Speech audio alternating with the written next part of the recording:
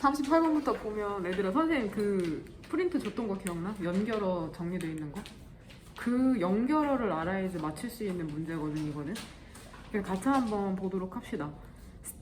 그 네모칸 안에서 지금 그 수능 38번 보고 있다. 스틸이 부사로 무슨 뜻이냐? 거기서 스틸을 뭐라고 해석할래?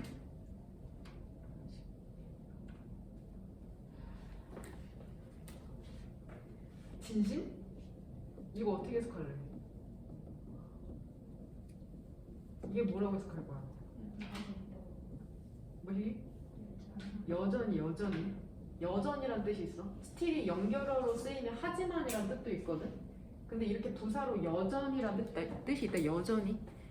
그러니까 거기서 나는 여전히 정확하게 지금 시제는 현재 완료죠. have pinpointed 정확하게 지적하지 않은 거죠. 메디의 성격을 여전히 정확하게 지적하지 않았답니다. 왜냐하면 witness 사악함이라는 것은 많은 형태를 띠기 때문이죠. 이게 어디에 들어가면 되는지 한번 보도록 합시다. 그 still이라는 부사가 큰 힌트가 될 것 같죠? 한번 상상해보자입니다. imagine, consider, let's say 이러한 표현 나오면은 예시를 들어주는 거다. 한번 상상해보자입니다. 내가 너에게 얘기한다고 메디가 나쁘다고 너에게 얘기를 하는 거죠. 아마도 너는 infer 하면 추론하는 거죠. 지금 infer의 목적어는 어디 있냐? that이야, that. from부터 그 바로 밑에 있는 talking까지 동그란 가로로 묶으면 된다. from 뒤니까 거기 뒤에 오는 목적어가 intonation or context잖아. 지금 컨텍스트를 수식해주는 게 in which talking을 또 동그란 가로로 묶어서 컨텍스트 수식해주는 거. 그럼 infer that 이렇게 오는 거다. 아마도 너는 추론할 것이랍니다. 근데 무엇으로부터? 나의 억양 또는 그 맥락으로부터. 근데 이게 어떠한 맥락이나 상황이냐면 우리가 얘기하고 있는 그 맥락으로부터 내가 도덕적으로 나쁘다는 것을 의미한다고 추론할 것이랍니다. 추가적으로니까는 더 심화되는 내용이겠지. 추가적으로 너는 아마도 뭐라고 추론할 거냐면 infer that 바로 나오네. 내가 disapprove of 하면 못마땅하게 생각하는 거잖아. 메디를 못마땅하게 생각한다고 추론할 거죠. 혹은 얘기한다고. 내가 생각하기에 너가 헐은 누구야? 메디죠, 메디. 메디를 못마땅하게 생각해야 된다고 얘기한다고. 그러니까 내가 만약에 메디가 나쁘다고 얘기했어. 여기에서 첫 번째 줄에 아이가 나라고 생각해봐. 이화쌤이라고. 아, 메디 진짜 못됐어 라고 하면은 너네가 뭐라고 추론할 것이라는 거야. 그 상황을 보고. 그 에디셔널이 뒤쪽으로 보면 그쵸? 이화쌤이 어떻게 생각하는 거야, 메디를? 못마땅하게 생각하는구나. 예를 들어 메디가 학생이라고 생각하면, 혹은 두 번째는 뭐라고 추론한다는 거야. saying 밑으로는 너네가 메디를 못마땅하게 생각해야 된다고. 그렇게 생각한다는 거다. 뭔 말인지 이해되죠? 근데 뭐를 기본하면은 얘 지금 전치사다. 무엇을 고려하면은 이라는 기본부터 컨벤션 동그란 거로 묶으면 되죠. 특정한 언어적 관행을 고려한다면, 그쵸? 가정하면서 내가 sincere 진심이라고 가정을 하면서. 근데 하지만 있잖아, 너는 get a sense of 보여? 거기에 3번 형광펜 쳐라. 얘 이해하다라는 뜻이야. get a sense of 이해하다. get a sense of 하면 이해하다. 뒤에 표현이 반복해서 나오거든.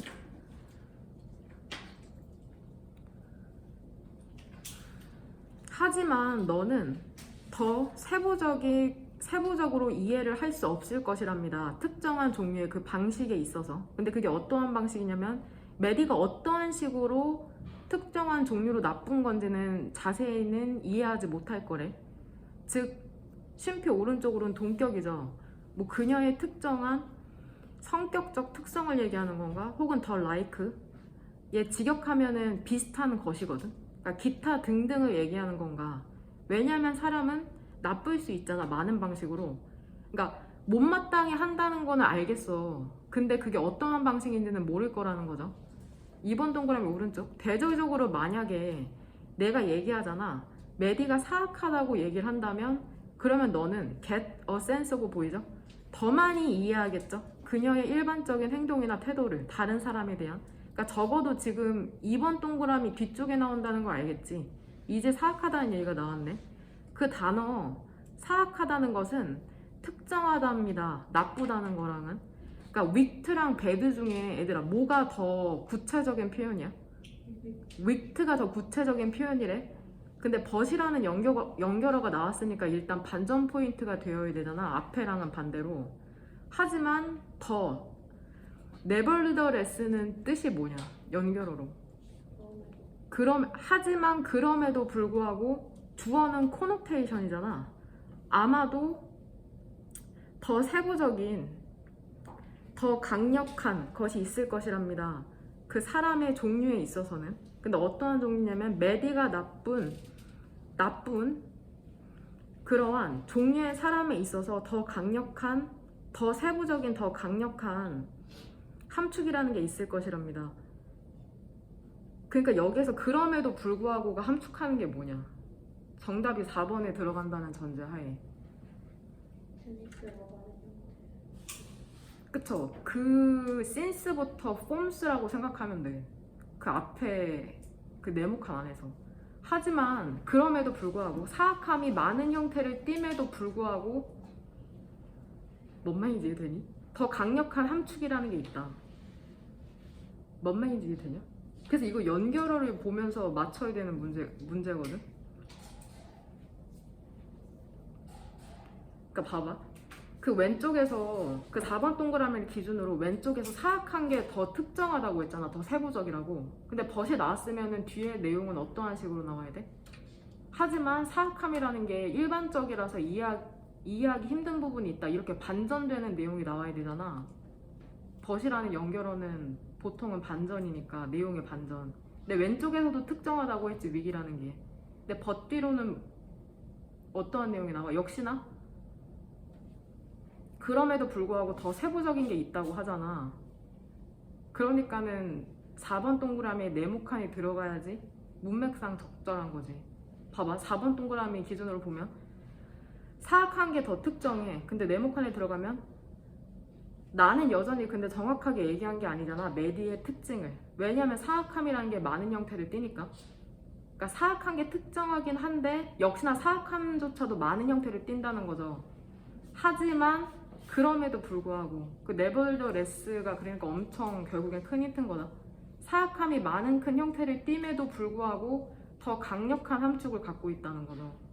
결국엔 사악함이 더 특정하고 구체적인 표현이라고 얘기하고 있는 거다. 5번 동그라미 오른쪽으로 보면 게다가 그리고 다시 한번 말해서 assuming부터 어디까지 세모가루를 묶으면 되냐? conventions 가정을 하면서 뭐를 가정하냐면 특정한 언어적 관행이라는 걸 가정을 하면서 너는 또한 이해할 것이랍니다. 내가 메디를 못마땅해 하고 있다는 걸 그리고 말하고 있다는 걸 너가 그녀를 못마땅해 해야 한다고 비슷하게는 또 가정하는 거죠. 우리가 여전히 그녀의 도덕적 특징에 대해서 얘기를 하고 있다고. 그러니까 이거 엄청 어려워. 연결어로 풀어야 돼. 그러니까는 1번 형광펜을 들어서 그 연결어를 다 표시를 해봐. 2번 연결어 얼마나 나오냐? 일단 첫 번째로 나오는 연결어가 뭐야?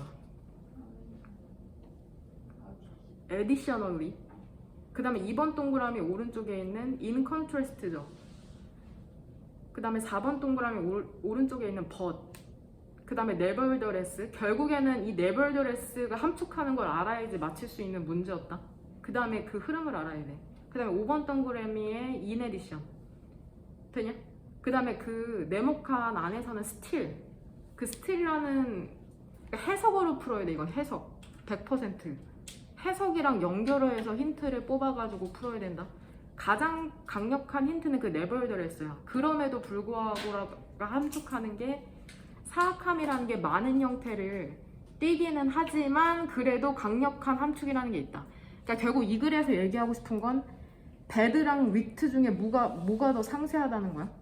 위트가 더 상세한 도덕적 어떠한 행동 같은 거를 내포하고 있다는 내용이다. 집에서 한번 천천히 읽어보시길 바랍니다. 되냐?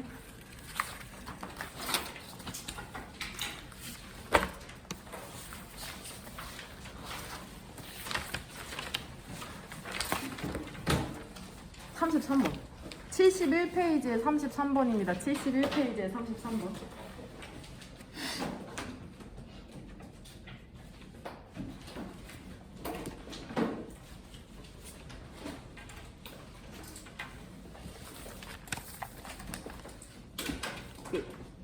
이모션, 감정에 대한 얘기가 항상 토픽인데 그 감정에서도 특정하게 뭐 두려움이나 분노 이런 게 구체적으로 다뤄질 때가 있거든. 33번에 대해서는 지금 fear, 두려움에 대해서 얘기를 하고 있죠. 동그라미 두 개 어디다 쳐야 되는지 암? not just, also다. not only, but also랑 똑같은 거야. 두려움이라는 것은 primitive, 원시적일 뿐만이 아니라 또한 그것은 소셜하면 사회적인 거잖아. 근데 어가 붙으면 반의어가 된다. 티피컬이 일반적인데 어티피컬하면 일반적이지 않은 게 되는 것처럼 분노라는 것은 원시적이기도 한데 그것은 또한 반사회적이랍니다. 소셜이라고 하면은 어떠한 뜻이 항상 내포되어 있다고 했어? 집단. 그러니까 집단을 지향하는 게 아니죠. 두려움이라는 건. 우리가 동정을 느낄 때 우리는 바깥쪽으로 돌아서게 된답니다. 이게 무슨 말이냐면 콜론 오른쪽으로 부연 설명하죠. 우리는 생각하는 거죠. 그쵸? 다른 사람에게 발생하는 것에 대해서 생각하고 그 다음에 그것을 야기하는 것에 대해서 생각한답니다. 그러니까 지금 컴패션이랑 대조되는 개념이 뭐야? 그 안에서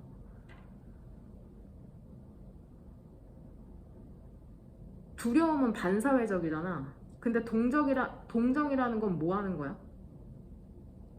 반사회적이라는 건 집단을 생각하는 게 아니잖아. 다시 얘기하면 항상 얘들아 소셜이 사회적 동물이라는 게 인간의 소셜 애니멀이라고 하잖아. 그게 결국은 어떠한 거라는 거야? 집단을 형성해서 산다는 거야. 소셜이라는 건 소셜 안에 집단이라는 뜻이 들어가 있어. 뭔 말인지 되냐? 근데 지금 컴패션, 동정을 느끼면 어떻게 된대? 누구를 생각해? 다른 사람을 생각한다잖아. 그러니까 fear이랑 compassion을 지금 대조해서 설명하고 있죠. 뭔 말인지 되냐? 하지만 있잖아. 너는 사회를 필요로 하진 않는답니다. 두려움을 갖기 위해서 집단이 필요한 건 아니라고 하네. 너는 오직 너 자신만 필요하고 그 위협이 되는 얘 지금 분사적 형용사 세상만이 필요로 한답니다. 실제로 두려움이라는 것은 몹시 narcissistic, 자기도취적인, 자기애적인 이른 거잖아. 그러니까 결국 자기만 생각한다는 거야. 집단이 아니라. 그것은 몰아내죠. 모든 다른 사람에 대한 생각을 몰아낸답니다. 비록 그러한 생각이라는 게 뿌리내리고 있긴 하지만, 어떠한 형태로 뿌리내리고 있긴 하지만, 인펀트는 유아죠. 유아의 두려움이라는 건 완전히 어디에 집중되어 있냐면 그것 자신의 몸에 집중이 되어 있답니다. 심지어 나중에 우리가 become capable of죠. 능력이 있는 다른 사람에 대한 염려를 할 능력을 갖고 있을 때조차도 그렇게 된대요. 두려움이라는 거는 어떻게 한대? 그 염려를 몰아내버리는 거죠. 여기에서 그 염려라는 게 뭐냐? 그러니까 지금 infant fear, 애기들은 얘들아 뭐만 생각한대? 애기들의 두려움은 자기 자신만 두려워하잖아. 근데 나중에 우리가 커서 니네 지금 청소년이잖아. 난 성인이고 그때에도 나만 생각해? 내 몸만? 다른 사람에 대해서 염려하는 능력도 나중엔 생기잖아. 근데 그때조차도 두려움이라는 것은 여기서 그 염려라는 건 어떠한 염려야? 그쵸? 다른 사람에 대한 염려야. 다른 사람에 대한 염려를 몰아내버린다는 거야. 우리를 돌아가게 하면서. 인펀타일 뜻 적어라 밑에. 어린애 같은 유치한, 어린애 같은 유치한, 어린애 같은 솔리피즘, 유아론으로 돌아가게 하면서. 그러니까 사람은 태초에 태어났을 때 이기적인 것 같죠. 자기 몸만 생각하고 두려움 때문에. 근데 커가면서 다른 사람도 생각하게 되잖아. 뭔 말인지 돼? 근데 우리가 두려움이라는 걸 느끼게 되면 다시 그 어린애 때로 돌아가는데 우리만 생각하는 이기적인 사람처럼. soldiers, 이기적이라는 게 부정적인 게 절대 아니다. soldier, 군인들이 묘사하는 거죠. 두려움의 경험을 묘사한답니다. 그 전투에서. 근데 뭐로써? 생생한 내적 집중을 수반하는 거로서 그 전투를 묘사하거든. 그들의 몸 전체로 생생한 내부적 집중을 수반하는 거죠. 그러니까 전투를 하면은 생명의 위협을 느끼잖아. 그러니까 다른 사람보다는 어디에 집중하게 된다는 거야? 그쵸? 내 몸에 집중을 하게 된다는 거야. 그리고 그것이 그들의 전체 세계가 된답니다. 그러니까 내 몸만 생각하게 된다는 거야. 전시가 되면 This is why는 그래서라고 해석하고 뒤에 결과가 나오죠. 그러니까 자기만 생각하게 되니까 그래서 결과적으로 군인 훈련이라는 건 빈칸해야만 하는 거죠. 왜냐하면 그것이 counter, 무효화해야 하니까. 깊은 정반대의 경향을 무효화해야 하니까. 그래서 군대의 훈련이라는 건 그러니까 위에서 지금 구구절절 설명하는 게 사람이 두려워지면 결국에 자기만 생각한다는 거잖아. 그럼 선택지 1번 as죠. 실제적이고 가능한 실제적이고 어렵게 되어야 한다. 그러니까 훈련이라는 게 어렵게 되어야 한다. 어려워야 한다. 이제 2번 보면은 both A and B죠. 신체적, 전신적 건강이라는 걸 향상시켜야 된다. 3번 그럴듯한 걸 고르지 말고 본문이랑 연결된 걸 골라야 된다. emphasize 하면 무슨 뜻이냐? 강조하는 거죠. 법과 질서에 대한 중요성을 강조해야 된다. 4번 보면은 군인들을 준비시켜야 된다는 거죠. 독립적인 결정을 위해서. 5번 같은 경우에는 obsessively 너무나 집요하게 팀 결속력, 로열티 팀 결속력을 형성하는 데 집중해야 된다. 왜 답이 5번이 돼야 될까 얘들아? 지금 위에서 구구절절 얘기하는 게 두려움을 느끼면은 자기만 생각하게 되니까 결국에는 훈련이라는 건 어떻게 해야 되겠어? 팀을 생각하도록 훈련이 될 수밖에. 집단을 생각하면 돼. 집단이 들어가면 돼. 빈칸에. 그리고 집단. 개인이 아니라 집단이 들어가면 돼. 그래서 답이 5번이 되는 거야. 뭔 말인지 되냐? 1, 2, 3, 4가 그럴듯해 보이긴 하지만 그 전체를 따져보면 두려움이라는 거는 개인만 생각하게 하는 감정이기 때문에 거기에 대조되는 내용인 빈칸엔 집단이 들어가면 된다. 1번 형광펜 들어봐. 개인만을 생각한다고 묘사하는 부분이 어디 있어?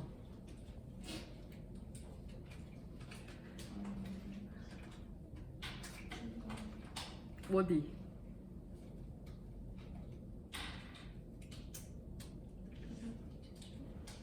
몇 번째? 위에서 1, 2, 3, 4, 5, 6, 7, 8 그쵸? Infant fear is entirely focused on its own body. 그 부분에 1번 형광펜 치면 그거 결국엔 내 몸만 생각하게 된다는 거잖아. 그 다음에 또 어느 표현 보면 알 수 있냐?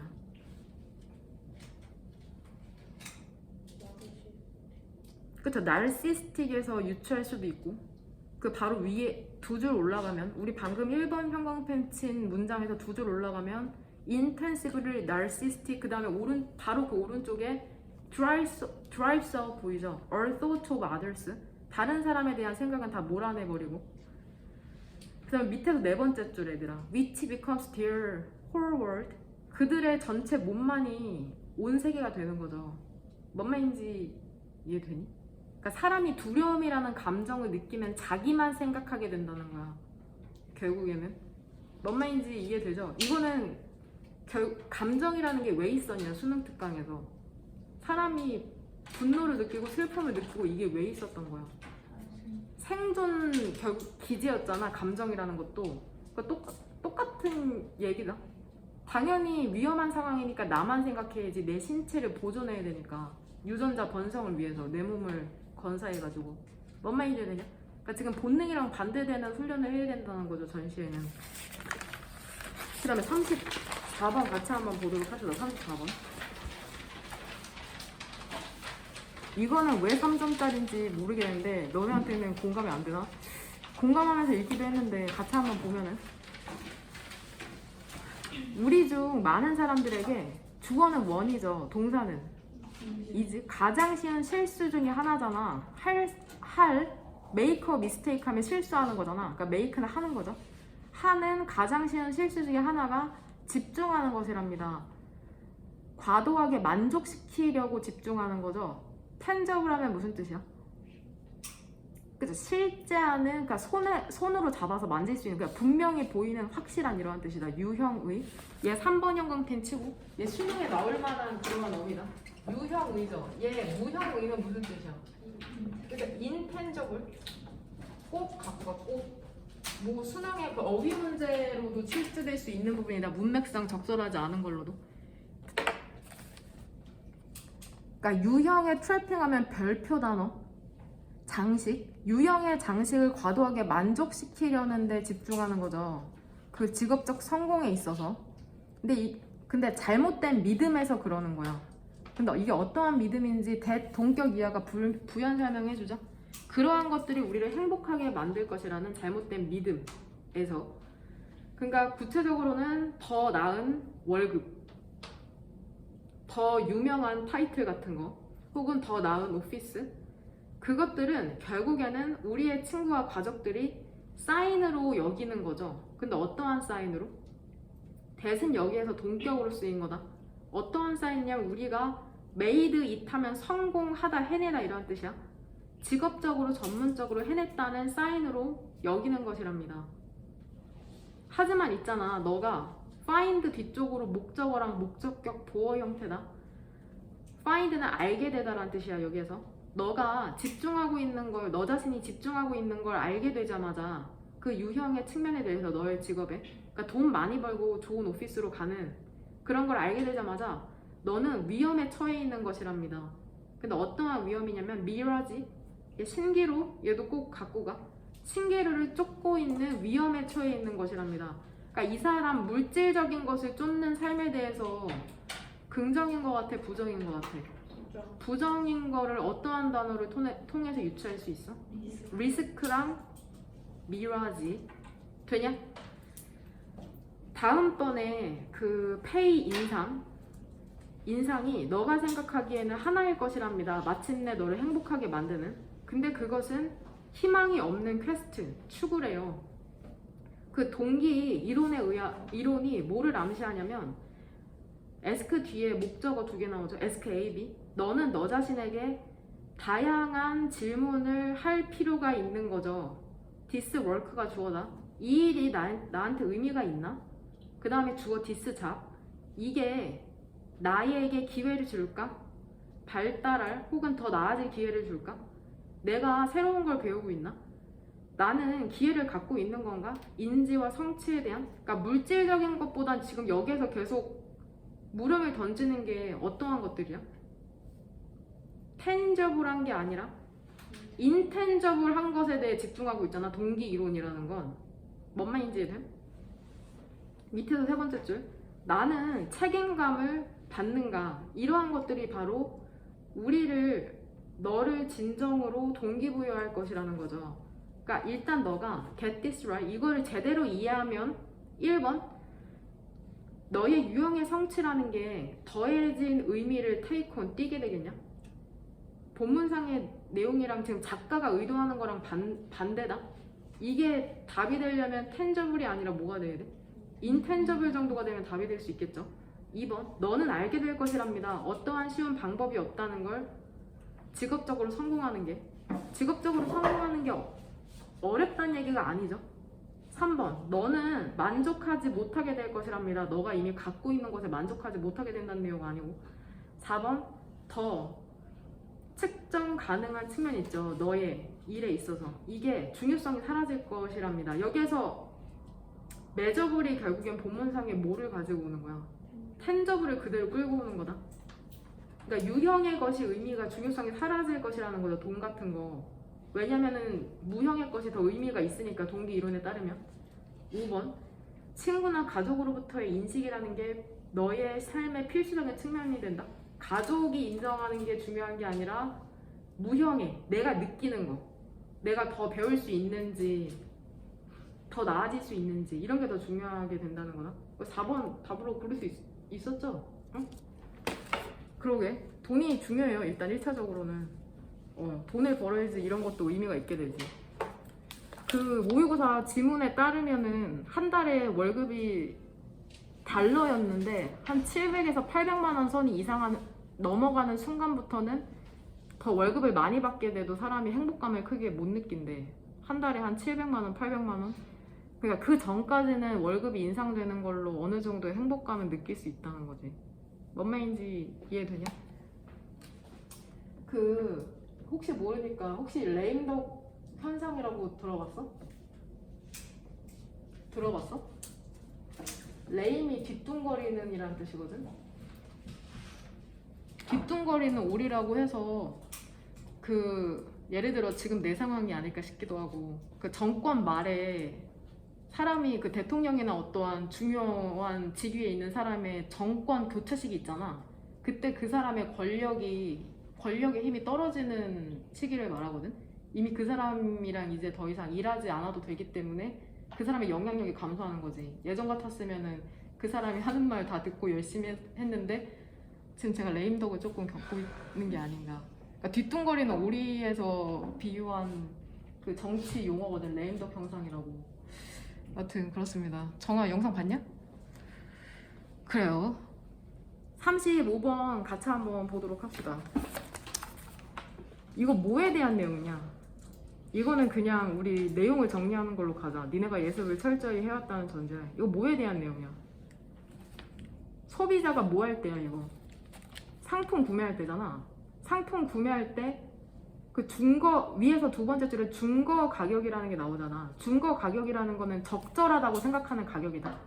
적절하다고 생각하는 가격에 무엇에 영향을 받는지잖아.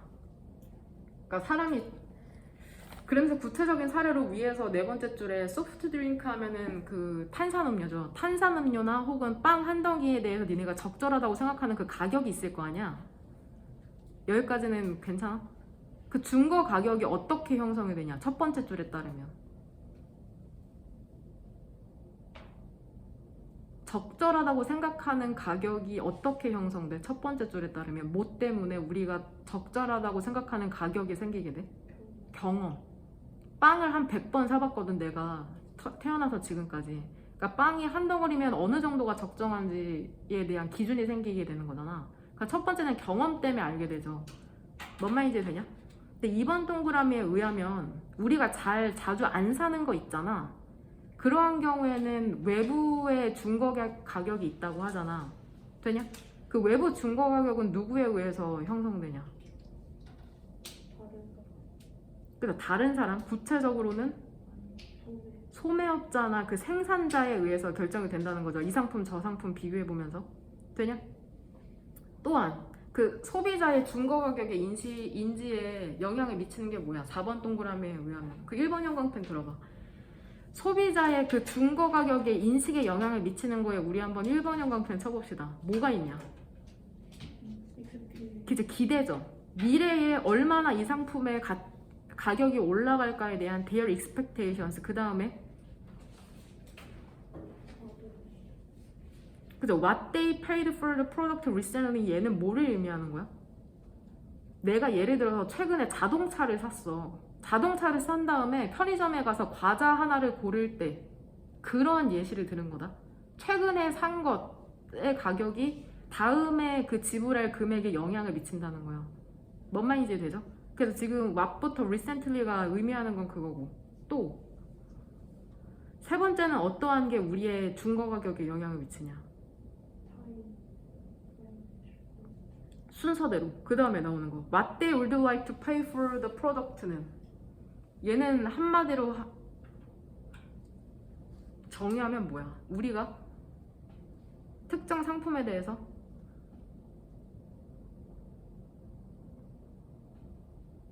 얼마를 내고 싶은지, 뭔 말인지 돼? 얼마를 내는 게 적절한지, 얼마를 내고 싶은지, 니네가 그 뭐 상품에 대한 선호에 따라 달라지기도 하겠죠. 또 5번 동그라미부터는 뭐를 포함해? 또 중고 가격에 영향을 미치는 게 시간 혹은 재정적 제약. 너네가 시간이 없으면은 돈을 더 많이 내고라도 그 상품을 살 거 아니야. 뭔 말인지 됨? 혹은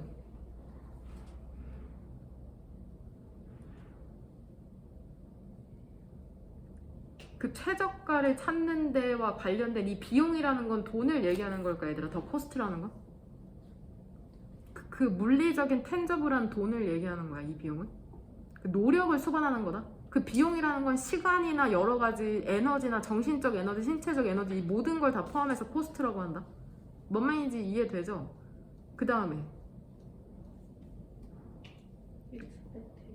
그치, 기대. 이 상품이 나중에 세일을 할까 안 할까에 대한 기대. 이런 게 전부 다 중고 가격에 포함이 된다는 거죠.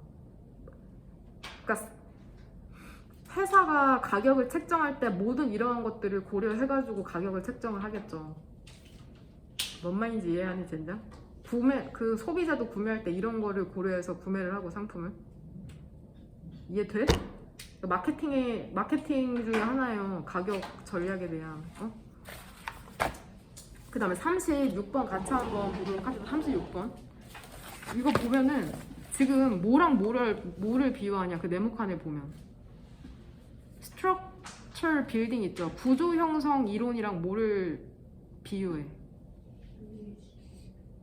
어떤 마을? 마을이 포인트야? 레고 블록이 포인트다. 뭔 말인지 이해되죠? 그 구조 형성이랑 레고 블록을 지금 두 개를 비유하고 있는 거야.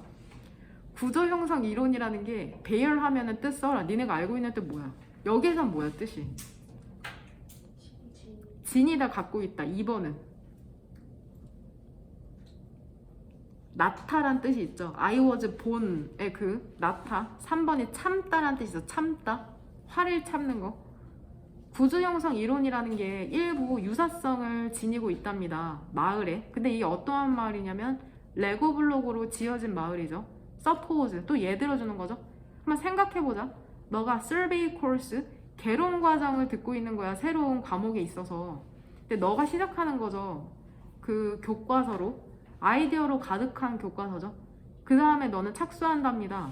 coherent, 별표 단어, 일관된 정신적 지식의 모형을 형성하는 데 착수하죠. 그것들이 포함하고 있는. 여기서 대의가 지칭하는 건 뭘까?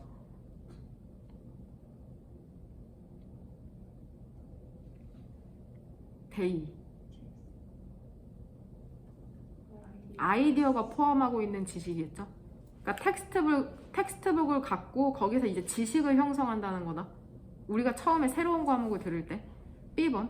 우리의 레고 비유에서 너는 박스로 시작한답니다. 역시나 비유하고 있네. 근데 이게 어떠한 박스냐면 레고 블록 피스로 가득 찬 박스죠. 그 다음에 너는 착수한답니다. 마을을 짓는 걸. 근데 이게 어떠한 마을이냐면 박스 커브에 묘사된 마을이죠. 너는 덤프 아웃 쏟아내는 거죠. 조각들을. 그 다음에 뭐하냐 그것들을. 솔트. 분류하죠. 한 줌의 무더미로. 이해되죠? 레고 해본 사람. C번. 가장 큰 힌트가 뭐야? DJ 엘리먼트죠. 이러한 요소 각각이 이치에 수일치 맞춰야 된다. 그래서 잊은 거다. 중심적인 아이디어와 비슷하답니다. 같답니다. 그 교과서에서. 그리고 각각이 더 많은 형태를 띄게 되는 거죠. 그리고 뉘앙스, 미묘한 차이를. as부터 세모가로다. 더해진 조각들이 snap into place, 제자리에 끼워지다라는 뜻이야. snap into place, 제자리에 끼워지면서 다 같이 이러한 중심적인 생각이 형성하는 거죠. 그 마을의 더 큰 구조를. A번. 첫 번째로 너는 늘어놓는 거죠. 도로와 보도를. 근데 이게 어떠한 도로와 보도냐면 define, 정하는 보도죠. parameter, 별표 단어, 그 도시의 경계선을. 그런 다음에 눈에 띄는 장소를 그것 안에서. 어디 안에서 눈에 띄는 장소겠냐. 이시지칭하는 게 뭐야? 그쵸? 그 도시죠.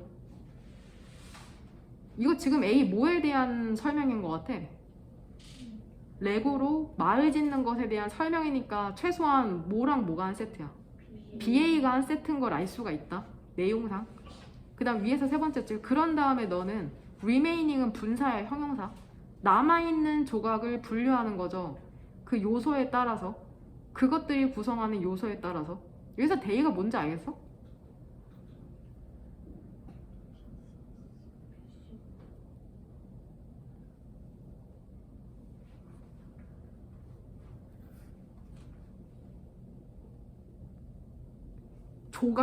조각?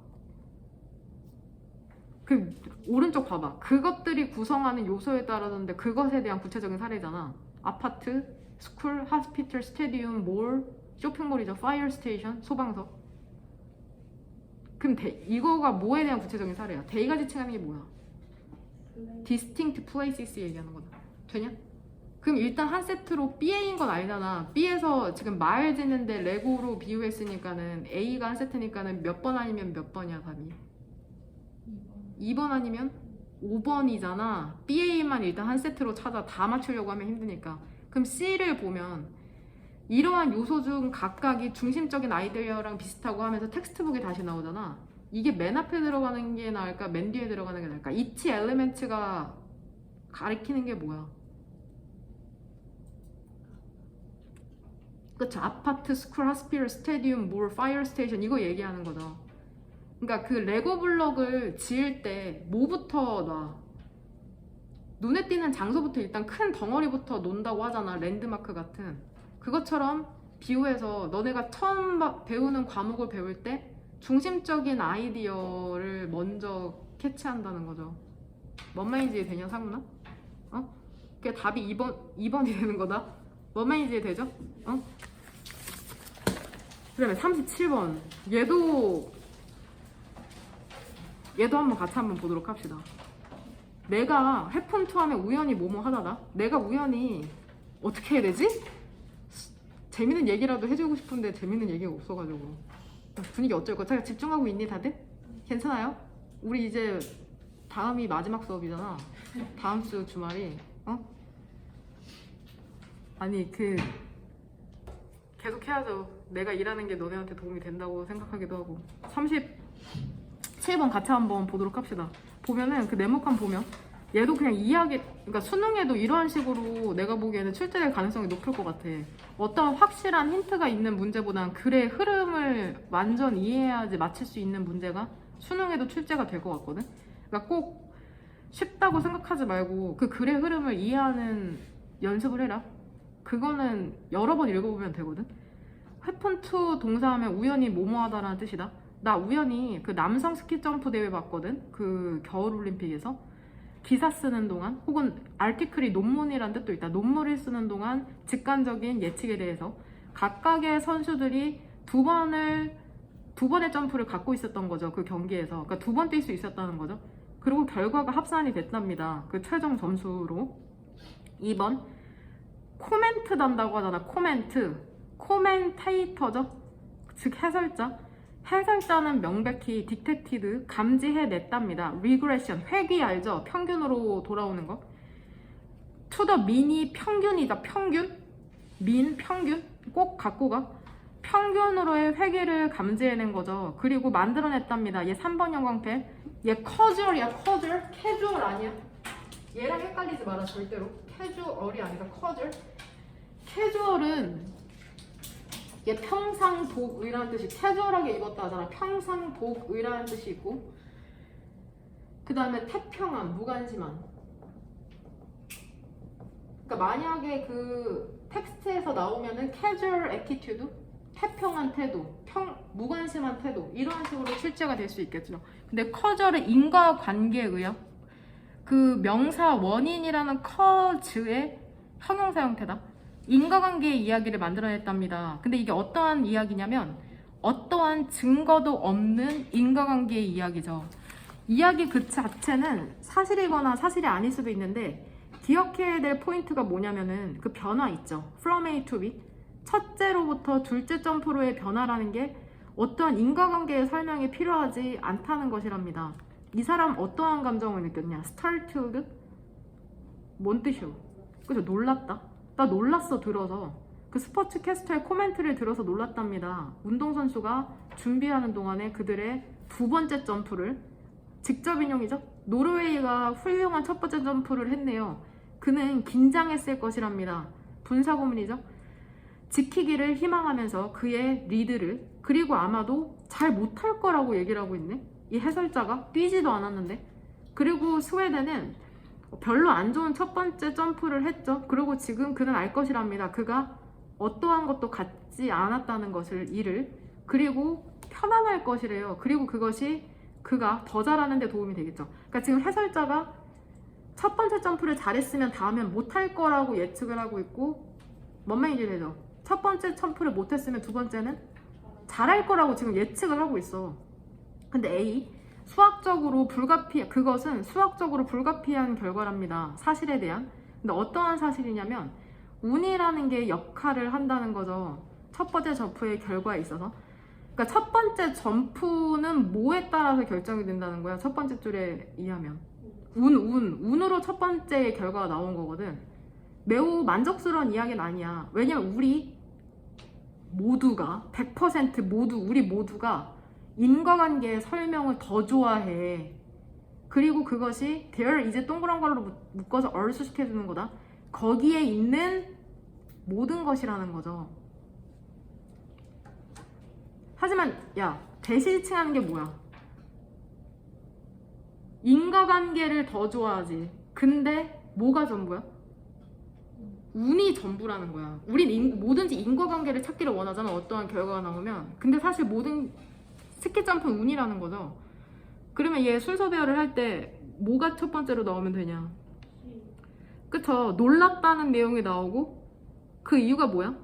B죠. 인과관계가 없음에도 불구하고 인과관계를 만들어낸 거잖아. 평균으로 회귀할 거라는. 그러니까 평균으로 회귀한다는 게 잘하면은 못하도록, 못하면 잘하도록 그 평균점으로.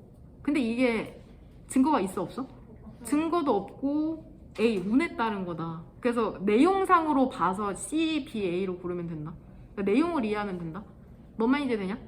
38번에 얘 별표 2개 칩시다. 얘 유전자에 관련된 건데 유전자 관련된 게 수능에도 분명 출제될 만한 지문이거든. 그러니까 사실 37번 같은 건 수능에 연계될 만한 게 없잖아. 뭐 단어만 갖고 가면은 평균이나 리그레션 회계 같은 건데 38번은 수능에 출제될 만한 토픽이니까 꼭 가져가라. 그 유전자 관련해서. 얘 아마 맞추기 어려웠을 거고 이게 오히려 3점 문제 적절한데 컴바이닝이랑 지금 병렬되는 게 뭐냐? introducing이죠. by ing 뭐뭐 함으로써. 얘 근데 100% 이해하기는 힘들 거야. 우리가 유전 학도가 아니기 때문에. 그 부모의, 그러니까 parent, 부모의 유전체를 조합하죠. 가장 큰 힌트가 뭐냐? 1번 형광펜 들어봐. 가장 큰 힌트가 뭐야? 이 네모칸 안에서 disinitial 진풀. 풀이라는 게 원래 수영장이잖아. 수영장에는 뭐가 모여있냐? 물? 그러니까 뭔가 모여져 있는 걸 풀이라고 해. 그래서 인력풀이라고. 인력, 사람이 인재가 모여있는 풀, 인력풀, 이러한 표현을 써. 인력풀. 충분한 인력풀을 가지고 있지 않다. 뭔가 모여있는 걸 풀이라고 한다. 그 부모 유전체를 조합하죠. 이 초기에 진 유전풀로부터 그 다음에 뮤테이션, 돌연변이를 도입함으로써 새끼들이 만들어지는 거죠. 우리 새끼들이 만들어지는 거죠. 각 부모의 특징을 가지고 플러스 잠재적으로 이로운 새로운 특징이죠.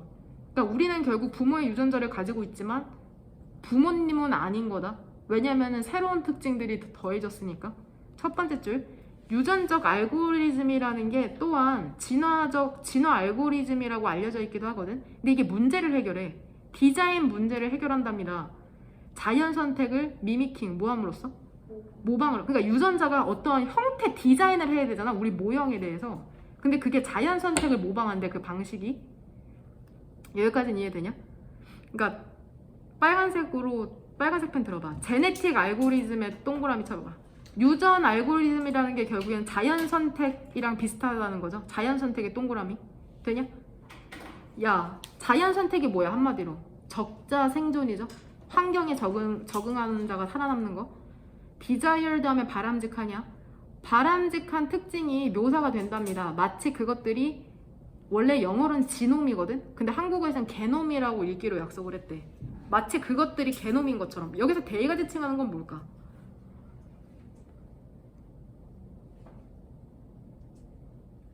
캐릭터리스틱스죠. 그러니까 바람직한 특성이 마치 게놈인 것처럼 묘사가 되는데 여기서 웨어리 부연 설명하고자 하는 건 뭐겠어? 야, 게놈은 일단 그 단어 뜻에 나오죠? 유전자의 총체? 유전자의 총체를 게놈이라고 한다. 게놈 프로젝트라고 하잖아. 인간의 모든 유전자를 지도하는 거 게놈 프로젝트. 게놈은 유전자의 총체다. 그리고 거기에서 유전자는 파라미터라면 변수를 나타낸답니다. 여기서 웨어리 부연 설명하고자 하는 건 게놈이다. 이 뒤에가 약간 나는 이해가 안 돼. 예를 들면 볼티지스, 전압이나 focal length, 초점거리나 재료의 뭐 밀도 같은 거죠. 말하자면 이게 유전자를 형성하는데 변수가 되는 것들인가 봐. 우리가 이해는 안 되지만 기계 같죠. 1번 이건 이해할 필요가 없다. 1번 동그라미 오른쪽. 근데 그 과정이 이제 시작되네. 이게 무슨 과정이겠냐? 그 유전 알고리즘의 과정이겠죠. more와 less 다소 무작위의 샘플로 시작된답니다. 그러한 게놈에. 그러니까 유전자 총체에서 랜덤으로 샘플을 뽑아내는 거야. 유전자를. 이치부터 얘 무슨 가로로 묶어야 돼? 세모다. 얘 분사 구문인데 주어가 살아있는 거야. 이치가 주어야. 이치가 주어다. 각각이. 잘 따라와라. 그 다음에 어디부터 다시 얼더부터 서브옵티멀까지 무슨 가로야? 세모 가로다. 얼더 부사절 접속사니까. 그냥 일단 따라와. 얼더부터 서브옵티멀 세모 가로죠. 파서블 얘 형용사거든. 얘 꾸며주는 명사가 뭐야? 디자인인 거야. 서브옵티멀 오른쪽에 있는 그러니까 부사절 안에 부사절이 들어간 거라고 생각하면 돼. 얘 이치로 쓰여진 것만 복원하면 as, 이치 그 다음에 뭐 쓰면 돼? 복원시켜봐. as, 이치. 지금 이치여 파서블 분사 구를 부사절로 바꾸고 있다. as, 이치 그 다음에 동사 뭐야? is, 파서블 디자인이야. 뭔 말인지 됨? SIG. 뭔 말인지 되냐고.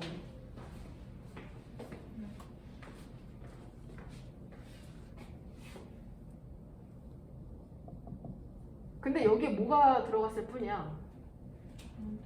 얼더 서브옵티멀이 들어갔을 뿐이라고. 여기 사이에 어디냐? is, passable 여기에. 얘는 또 뭐를 얘를 굳이 풀었으면 뭐야? although, it, is, suboptimal 이렇게 되는 거라고. 뭔 말인지 돼? 해석을 쭉 하면 어떻게 돼? 그냥 이치를 뭘로 해석해야 돼 결국? 주어로 해석하면 돼. 각각이 가능한 비록 최적은 아니지만 가능성이 있는 디자인이랍니다. 이렇게 해석하면 된다. 여기서 이치가 지칭하는 건 문맥상 뭐야? 각각의 뭐겠냐? 샘플이죠. 그러니까 각각의 샘플이 발생 가능한 형태는 갖고 있다는 거죠. 근데 얘네 최적이야? 아니죠. 랜덤이니까. 뭔 말인지 되죠? 처음에 랜덤 샘플링 하는 거다. 부모님의 그 유전자에서. 뭔 말인지 되죠? 그 다음에 2번 동그라미 오른쪽. fitness 하면 적합성이죠. 그 새끼의 적합성이라는 게 특정 업무에 대한 새끼의 적합성이라는 게 근데 테스트가 되는 거죠. 시뮬레이션으로. 지금 자연 선택이랑 비슷하죠. 유전자 아무거나 뽑은 다음에 시뮬레이션 한번 돌려보는 거죠. 뭔 말인지 알아? 일단 계속 읽자. 최고의 것이 선택이 되고 그 다음에 뭐가 돼? 또 유전자 풀이 형성되는 거죠. 뭐를 위해서? 다음번 라운드를 통해서 품종 개량을 위한. 그러니까 지금 이미 다음 라운드를 위한 진 풀이 형성이 됐잖아. 유전자 풀이. 그러니까 결국에 답이 4번이랑 5번은 아닌 거 알겠죠? 왜냐면 그 네모 칸 안에 this initial 진 풀이잖아. 첫 번째 진 풀이 그러니까 결국에는 4, 5번 전에 나와야 되겠죠? 그러니까 답은 1, 2, 3이죠. 1, 2, 3 중에 하나잖아. 근데 뭐 또 1번은 왜 지어질 수 있어? 과정이 시작이 안 됐잖아 아직. 그러니까 1번도 지어지죠. 1번 오른쪽에서 과정이 시작됐다고 하잖아. 랜덤 샘플로. 그러니까 1, 4, 5는 아니죠. 이렇게 접근할 수밖에 없어 이 문제는. 2번이랑 3번 중에 왜 답을 2번으로 골라야 되냐. 문맥상 봤을 때 2번 동그라미에 새끼가 만들어진 다음에 2번 동그라미 오른쪽으로 새끼가 테스트 받죠. 그 다음에 최고의 새끼가 선택되고. 이거 결국엔 내용이야 내용. 결국에는 이거 어려워. 이게 3점짜리야. 내용을 이해해야 돼. 뭔 말인지 해야 돼? 이해되니 젠장? 그러니까 디스 이니셜 진풀에서 힌트를 얻어서 1번 동그라미가 안 되는 이유는 과정이 시작되지 않았기 때문이다. 그 다음에 4, 5는 왜 지어지는지 알죠? 두 번째 라운드를 위한 유전자 풀이 형성이 됐으니까 결국 2, 3번 중에 하나인데 내용을 보면 결국 2번이라는 거죠. 뭔 말인지 됨? 걔 너네가 어떻게 얼마나 엄격한 테스트로 니네가 지금 여기 나왔는지 알겠어? 부모의 유전자에서 그 엄청난 테스트 랜덤 샘플링 한 다음에 거기서 최선의 유전자로 만들어진 게 너네야 결국에. 플러스 거기에다가 잠재적으로 베네피셜 뉴트레이까지 합쳐진 게 너네라고. 자부심을 가지라고. 1등 유전자라고. 어? 농담 아니고 진짜로. 어? 항상 그 자부심을 가지라고 얘들한테. 39번 같이 한번 보도록 합시다. 40번은 짧게 해도 괜찮을 것 같고 39번만 보면은 거의 끝낼 것 같아요. 근데 얘도 어려웠을 것 같은데 얘 가장 큰 힌트가 뭐냐 39번에서 덧도 있고 또 1번 형광펜 들어봐. 그쵸? it이랑 it가 지칭하는 거 it이랑 it 거기 1번 형광펜 it 그 다음에 또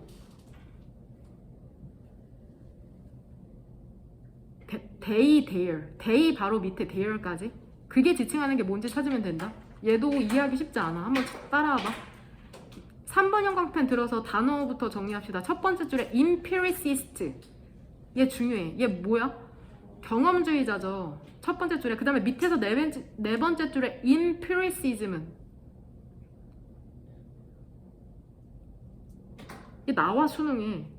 순서별 같은데 이런 거 나와. 경험주의다. 경험주의. 그 다음에 얘도 저거나 empirical 얘는 뭐야? 형용사로? 경험의 empirical 경험주의가 뭔지 같이 한번 empirical 봐봐. 네모칸. 하지만 그것의 스탠드 여기서 위치나 의견이겠죠. 위치를 갖고 있답니다. 점에서. 근데 어떠한 점이냐면 그것들이 싱글 아이템 단 하나의 지식도 만들어낼 수 없다는 거죠. 그것 자체로는. 그것이 뭔지 모르겠네. 이시 뭔지도 모르겠고. empiricist 내용 잘 따라와야 된다. 경험주의자 있죠. 얘네가 주장하거든. 뭐라고 주장하냐면 오직 인지만이 지식을 낳는다고 생기게 한다고 주장하는데 얘네는 말할 필요가 없지. 뭐라고 말할 필요가 없냐면 그 인식의 과정 그 자체가 어떠한 사고를 수반한다고 말할 필요가 없답니다. 그래서 우리는 as it were 말하자면 순수한 인지를 갖고 있는 거죠. 사고에 오염되지 않은. 그 말은 즉슨 경험주의자의 입장에서 얘들아 인지는 즉 뭐야? 경험주의자의 입장에서 인지는 즉 뭐야?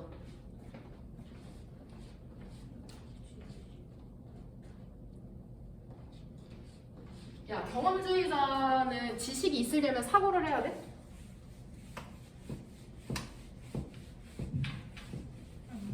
그럼 뭐만 하면 돼? 경험주의의 입장에서? 얘네 뭐라고 주장해? 인지는 결국 뭐야?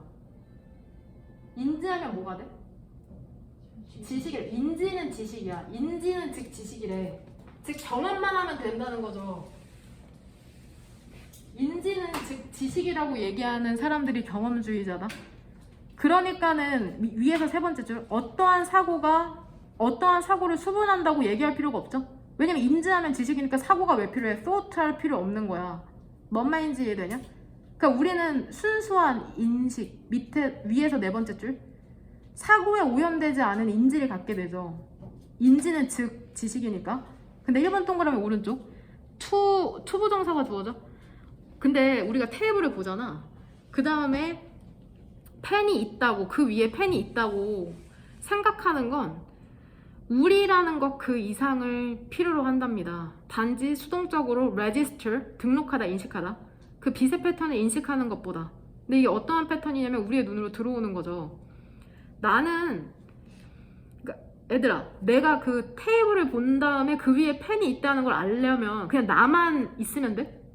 나 이상이 필요하대. 그냥 그 빛의 패턴을 인식하는 나 이상이 필요하대. 2번 동그라미 오른쪽.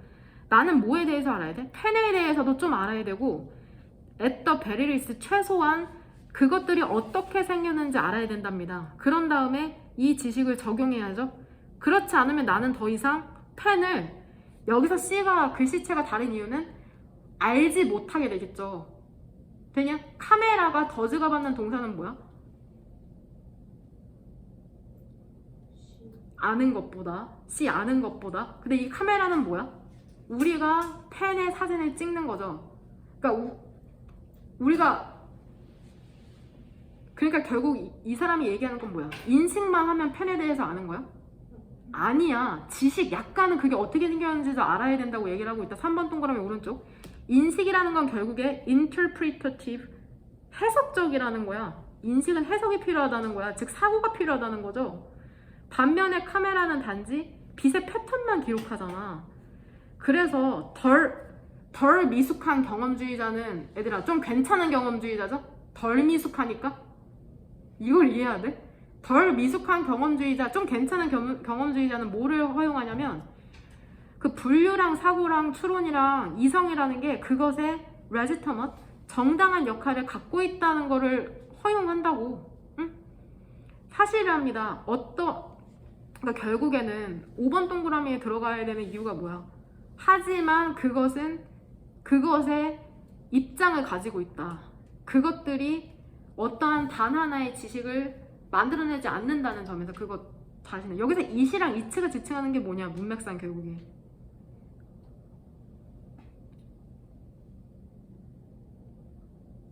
그걸 몰랐으면 답을 못 찾았을 텐데.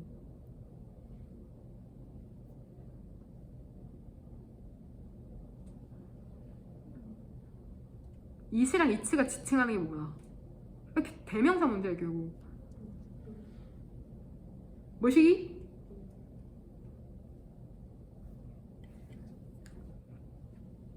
임피리시즘이야.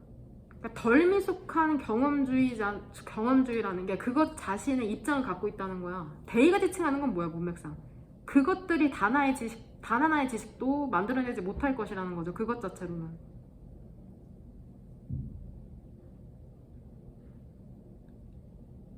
아니 이건 맞춰야지. 대의랑 대열이 뭐냐고.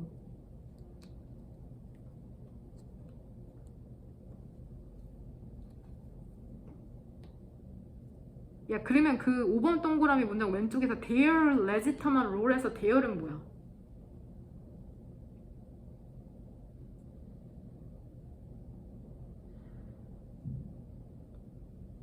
아 빨리. 그치, classification, thought, inference, and reason 같은 게 전부 다 정당한 역할을 갖고 있다는 거잖아. 그러니까 경험주의자들은 뭐를 주장하는 사람이야? 인지는 즉 지식이라고 얘기하는 애지. 근데 좀 덜 미숙해. 덜 미숙하다는 건 바꿔 말하면 좀 괜찮은 경험주의는 뭐를 인정해? 뭐를 허용해줘? 분류나 사고나 추론이나 이성을 허용한다고 하잖아. 5번 동그라미 왼쪽에 보면은. 되냐? 하지만 그럼에도 불구하고 이시지칭하는 거, 덜 미숙한, 좀 괜찮은 경험주의자는 또 어떠한 입장을 취해? 대의가 지칭하는 게 뭐라고? 분류나 사고, 추론, 이성 그거 자체가 지식을 만들어내지 못해. 그것 자체로.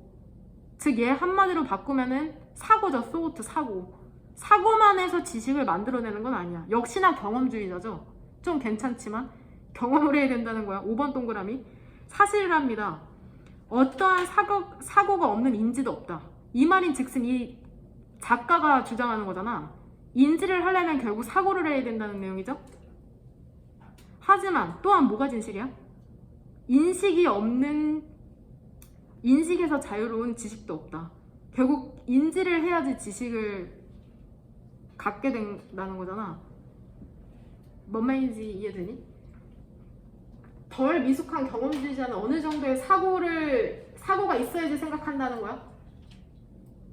인지 플러스 사고가 돼야지 지식이 된다고 생각하는 거야. 덜 미숙한 경험주의자는 뭔 말인지 이해돼? 근데 극단적인 경험주의자는 사고할 필요도 없어. 그냥 경험만 하면 된다고. 인지만 하면 된다고.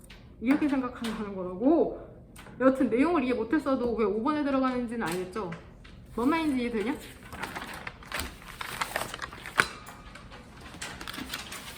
얘들아 그러면은 이거 그냥 우리 그때처럼만 접근해보자. 논리적으로만 만들면 되잖아. 이 네모칸 문장을. 19세기 동안 음악이라는 게 점진적으로 빈칸한 위치를 갖기 시작하면서 사회와 문화에서 아직까진 감이 안 잡히네. 빈칸한 위치를 갖기 시작하면서 그것은 더 많은 것을 표현하기 시작했다. 더 많은 빈칸을 표현하기 시작했으니까 적어도 A에 긍정이 들어갈까 부정이 들어갈까? 긍정일 가능성이 높죠. 이게 억지가 아니라 그냥 논리적으로 한번 생각해봐. 더 많은 빈칸을 표현하게 됐을 때는 긍정적인 위치에 있을 가능성이 높죠. 그래서 최소한 3, 5는 서브오디너트 하면 종속적인 거잖아. 최소한 오토노머스일 가능성이 높죠. 익스페리멘털이나. 되냐? 근데 만약에 오토노머스가 니네 잘하는 거 있잖아. 2개는 남기고 하나는 지워. 그러면 오토노머스 1번 아니면 4번일 확률이 높잖아. 그럼 만약에 자율적인 위치에 있게 됐다면 더 많은 1번 독창성을 표현하게 될 수 있었을까? 4번에 내셔널리티 민족성을 표현할 수 있게 되었을까? 그러니까 1번 아니고 틀린 사람 없죠? 있나? 이거 애들아 이거 읽어왔니? 오토노머스를 끌어올 수 있었던 부분은 어디야? 니네 어디에 1번 형광펜 치고 A라고 쳤어? 자율적인 위치 어디 있냐? 1, 2, 3, 4,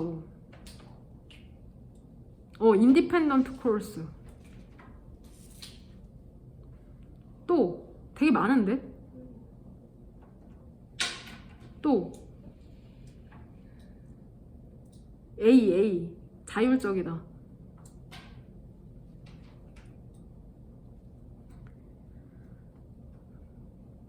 첫 번째 문장에서는 어디를 보고 어떠한 표현을 보고 자율적이 됐다는 걸 알 수 있냐? 세퍼레이션 이렇게 분리됐다고 하잖아. 더 큰 사회적 문화적 그 틀로부터 그 세퍼레이션. 그 다음에 그 위에서 6번째 줄 보여? Their ties loosened 찾았어? Their ties 친 다음에 바로 밑에 loosened 거기 보면은 그 자율적이 됐다는 걸 알 수 있죠. originality 독창성은 어디에서 끌고 오면 될까? 독창성을 더 많이 표현하게 될 수 있다는 거. 독창성. 그쵸? 밑에서 세 번째 줄에 vehicle for personal expression 개인적인 표현을 위한 수단. 그러니까 독창성이죠 결국. 혹은 뭐 밑에서 두 번째 줄에 individuality 개성. 결국 독창성이죠. 그 다음에 그러한 단어는 그냥 갖고 가 얘들아. 맨 마지막 줄에 open revolt 찾았어? 공공연한 저항 이런 거 딱 수능에 나오기 좋은 표현이잖아.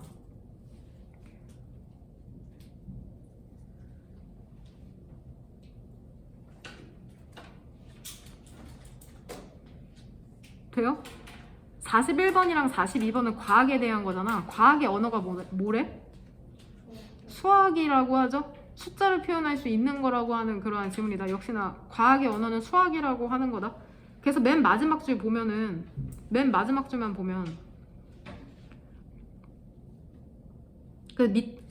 야 이게 되게 나는 인상 깊었거든. 결국에는 애들아 어떻게 해야지 사람들이 뭔가를 발전시킬 수 있대. 그 알파벳 C rational 찾았어? 거기 오른쪽에 whenever 찾았어? 그 whenever부터 해석하면 인간이 어떻게 해야지 발전할 수 있는 거냐?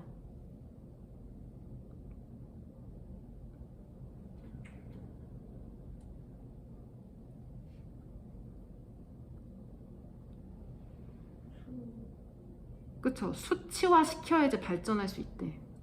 그게 포인트야. 인간의 모든 행위 그게 일단 수치화가 돼야지 발전할 수 있다고 얘기를 하고 있다. 뭔 말인지 이해되냐? 어? 그러니까 측정할 수 있으면 우리가 변화시킬 수 있어. 그래서 측정하는 게 되게 중요해. 숫자로 표현하고. 그 다음에 밑에서 5번째 줄 보면 그 인류가 그 측정하는 방식을 찾는데 실패를 한 곳에서 그러니까 측정을 못하는 부분이 있을 거 아니야. 그들은 훨씬 덜 성공적이었답니다. 그리고 그것은 부분적으로 설명하죠. 상대적인 실패를. 심리학이나 경제학이나 문학 비평 같은 것의 실패죠. 근데 뭐의 실패를 설명하는 거야? 여기서 사이언스는 그 과학이라기보다 학문적 지위를 얻는, 그쵸? 얻는 것에 대한 실패, 상대적 실패를 설명한다. 그러니까 심리학이나 경제학이나 문학 비평 같은 거는 엄청 구체적으로 수치화가 되지 않기 때문에 과학이나 학문의 지위를 얻는 데 실패했다. 뭐 이런 식으로. 그러니까 약간 그 순수 과학하는 사람들은 인문학자들 학문으로 안 쳐. 인문학. 특히 경영학 같은 거 학문으로 안 친다고. 잡학이라 그래. 잡학. 실제로 경영학 교수님들도 경영학과 별로 그 디스하는.